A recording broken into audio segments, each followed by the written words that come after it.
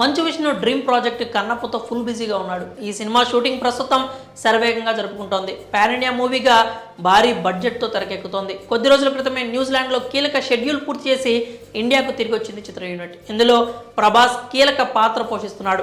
ఈ మూవీని ఏవిఏ entertainment 24 frame ఫ్యాక్టరీలు కలిసి సంయుక్తంగా నిర్మిస్తున్నాయి. ఇందులో మోహన్ బాబు, మోహన్ లాల్, శివరాజ్ కుమార్, శరత్ కుమార్, మధుబాల, రాధిక వంటి స్టార్స్ కీ రోల్ ప్లే చేయబోతున్నారు.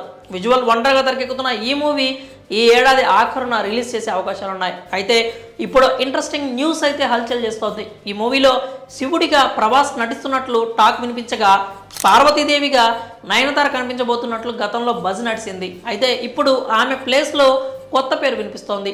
యంగ్ రెబల్ స్టార్ సరసన గతంలో నటించిన బ్యూటీ ఇప్పుడు అతడితో మరోసారి జతకట్టబోతోందట. ఆ బ్యూటీ మరెవరో కాదు, బాలీవుడ్ క్వీన్ కంగనా రనౌత్.